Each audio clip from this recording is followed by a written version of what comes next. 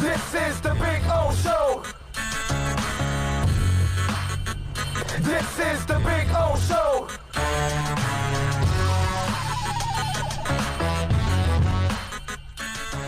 We're going to talk a little baseball because baseball has been very, very good to me. And Jordan Mcpherson does an excellent job of covering the Marlins on an everyday basis for the Miami Herald. Make sure you follow him on Twitter like I and so many others do at J_McPherson1126. I saw him masked up on the plane and ready to go. Let me ask you first of all, because I also saw the picture, Jordan, and welcome aboard, my man. I saw the picture of the dog. I have 4 dogs at home. I'm a dog lover. So I saw his or her disappointing face looking at you as you were leaving. So let me ask you, are you geeky like I am? Do you have a camera in the house so you can, like, check on him? Unfortunately, I don't. That's the dog, just to get clear, that's my boy Milo. He's going to be 9 in a few months. And he lives with my parents up in Atlanta. That's where I was for the Braves series. And I ultimately stayed with them throughout the Yankee series, and then was going to be determining where I was going from there, whether it was coming to Chicago, fortunately, or going back home. But I only get to see him maybe a handful of times a year whenever I'm traveling for the Marlins or get some vacation time. Right. And it gets to the point where with him, whenever I call my mom, she looks at him and goes, "Where's the boy?" And he just runs up to my room and then comes back down disappointed when he realizes I'm not there. So the few times I do get to see him, it's just so much fun because he's just so loving and so much fun. It was really fun to see him, and I tried to sneak my suitcase out before he saw me, but he caught me about a half second too early. Right. Oh, that's oh man, dogs are the best, my brother. They are. Yes, they are. And I would imagine you don't have one now because of all your travels and covering the team. You would leave him he or she alone a lot, right? That's probably what it is. That's correct. Yeah, I don't have any personally with me down in South Florida. My brother has 2 who I go up and see them every now and then, and then the 2 that we have up in Georgia, but personally I don't have any in my house, no. That's right. All right, well, one day I'll invite you so you can play with 4 dogs at the same time. And Let's do it. Yeah, exactly. I got a big one and 3 small ones around the house. All right, so have you had a little deep dish pizza while you've been there already for 24 hours? Not yet, but that is the plan for tonight. I mean, we have baseball starting in about a half hour, so my plan is to just veg on the hotel room, have a pizza, and just go back and forth between watching the games that are on today and finishing up my preview material to set the stage for the first Marlins playoff game in 17 years tomorrow. All right, I love it. Now, let me ask you, how is that beat nowadays? Do you guys get along? Do you hang out with Frisaro?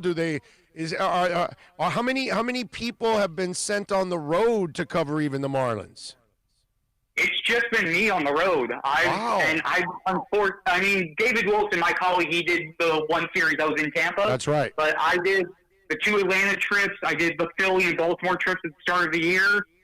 Yeah, the Herald's the only publication that's been on the road this year. We covered, I think, the final tally was 43 of the 60 games on the road. Obviously, we couldn't do anything in New York because of the quarantines that were in place.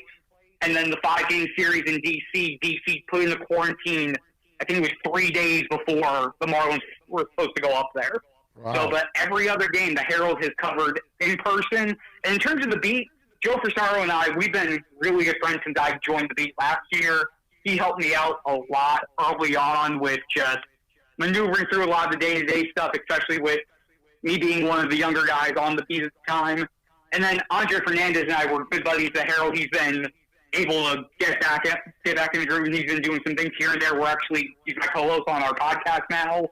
So I have a really good rapport with the guys who are on the beat. Granted, there are only so many who are doing things full-time with the team right now. Right, yeah, it's amazing. I'm sure more will be added because obviously the Marlins are trending in the right direction now, which is really, really cool. And, you know, I talked about this on my show, Jordan. The best part about all of this is I know that unfortunately the Marlins got screwed with no minor league season.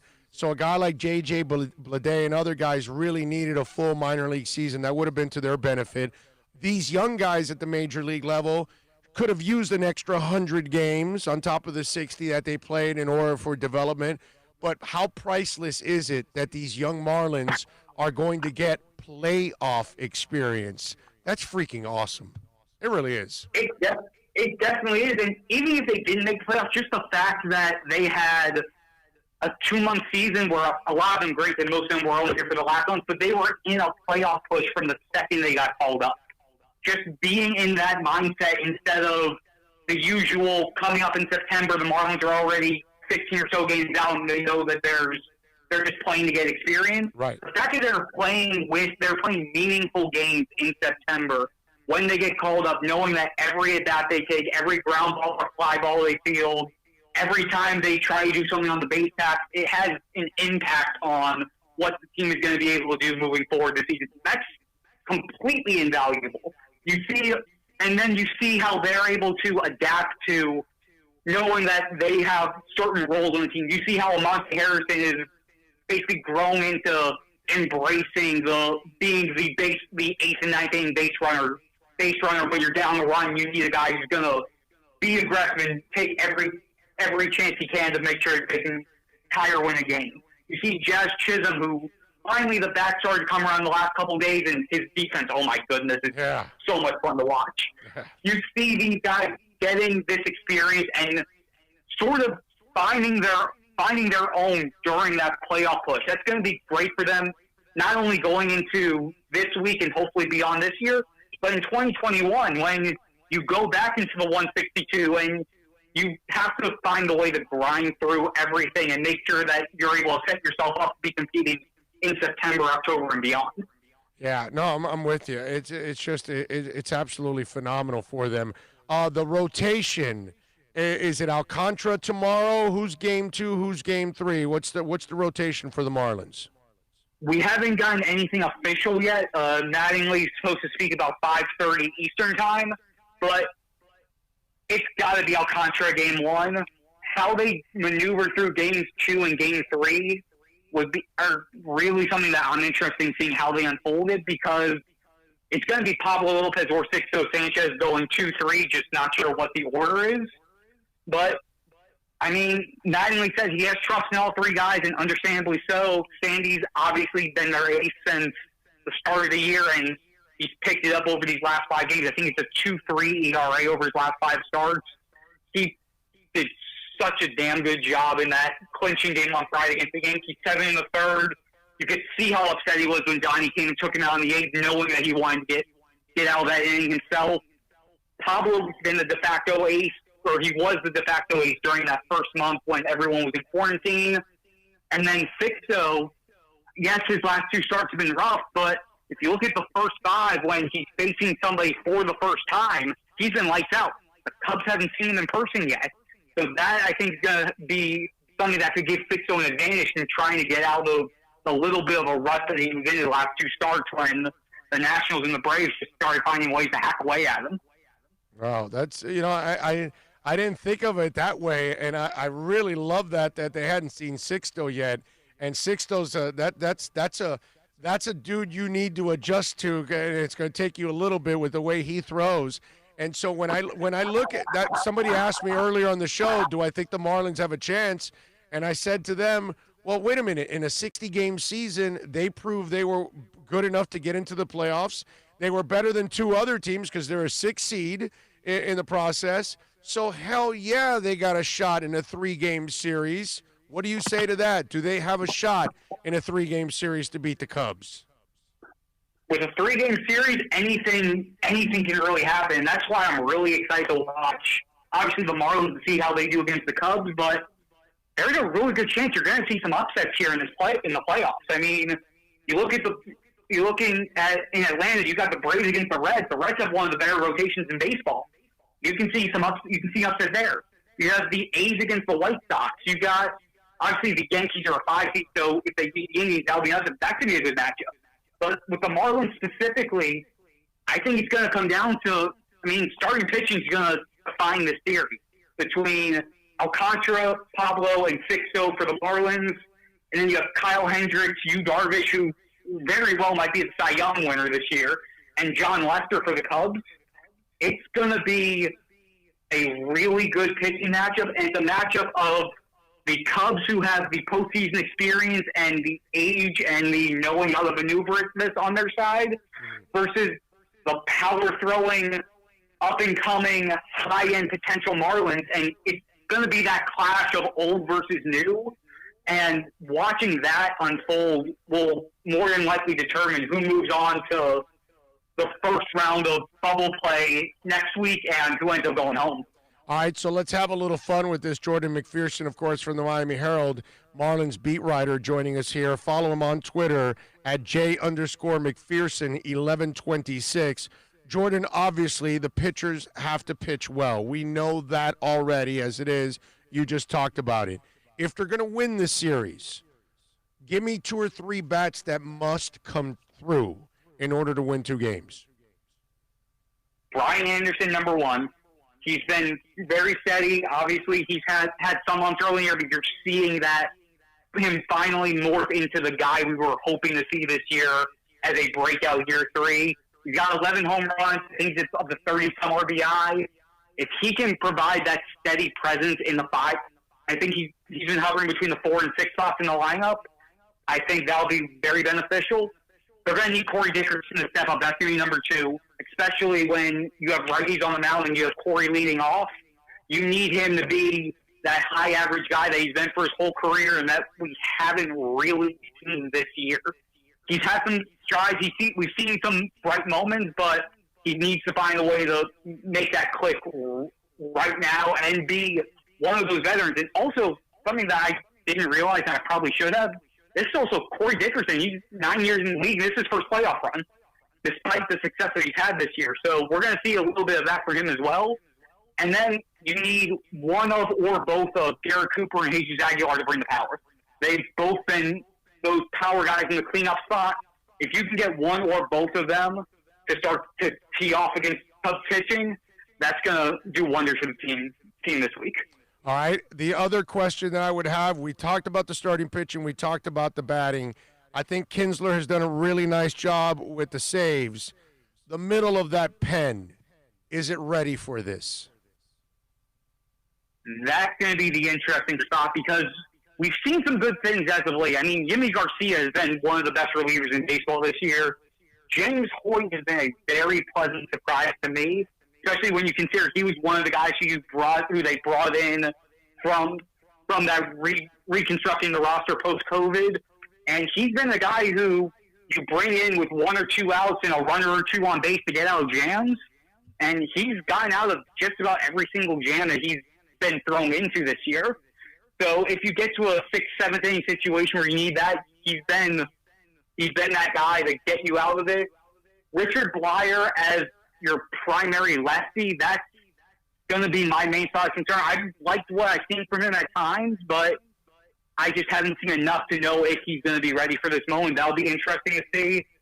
And Boxberger, I think he'll be ready, but there's just been a lot of inconsistency there, which makes me think that Yimi might be your better option as the 8th inning guy, and then to set things up for Kinsler if you're in the same situation. Yeah, Boxberger is one of the leaders in holds on that team, man, overall. And he averages a strikeout an inning, too, on top of all of that. He's done a nice job.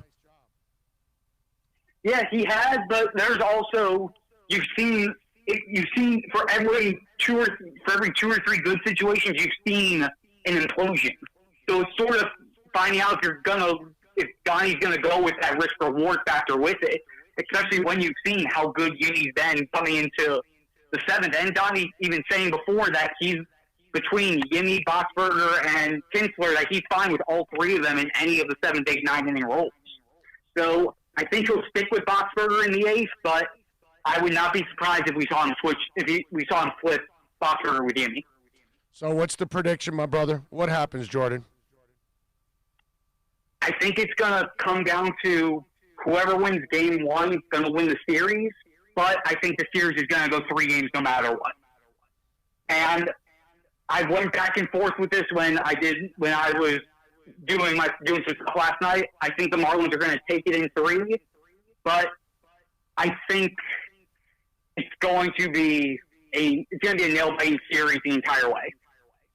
There you go. Follow him on Twitter at J_McPherson1126. Be prepared to get hungry later on because when he's eating that deep dish pizza, he will take a picture of it and he will make us all jealous because I know that's what's going to happen. You know I'm going to want some of that, and I'm going to be 1,000 miles away, and I'm absolutely screwed, which is just, depressing. But, hey, listen, so you get to be at Wrigley Field tomorrow, right? Correct, yeah. Oh. Yes, that is correct. I can get in as early as 4 hours before the game. Will they have fans? They will not have fans. Okay. All right, so no fans, just media and the players. You know you're a lucky sumbitch, right? I mean, because when I go to the Inter games, and I'm calling them, obviously, because I do the pre, half, and post and all that, and I'm sitting there, and we have the stadium to ourselves, and the team is there, that's like, it's weird, but there's also a little part of it that's kind of cool that it's like, wow, we're the only ones here for this event. This is pretty awesome. So that's kind of pretty cool for you tomorrow. No, it really is. I mean, I was at Wrigley Field for the Marlins series against the Cubs last year, and just knowing what that atmosphere is like on a normal night, right, and knowing when I go in there tomorrow, none of that is going to be there. I can already tell it's going to feel really eerie. I felt that way with opening day with the Phillies, right, when knowing that place is usually completely packed and just feeling you can hear a pin drop at first pitch. It takes a little while to get used to, but in the same vein, it's playoff baseball, man. No matter what, there's ways for everyone to get hyped up about this, whether they're in the stands or not. Yeah, no, I'm with you there. Jordan, be safe, my brother. Enjoy the baseball. Enjoy the deep dish pizza. Have a cold one on me, my friend. You be good, and thank you for taking some time. Thanks so much, man. You got it. There you go. Good stuff. And let me tell you, he wrote an article. You got to go check out Jordan Mcpherson's article 2 days ago. He wrote an article that was just absolutely awesome, kind of encapsulating everything that went on in the season. And it was, if you didn't follow the Marlins season, it was a great way of catching up with everything that's gone on. And I thought it was fantastic. He did a really good job with that article. Always does a good job, man. And always nice enough to come on.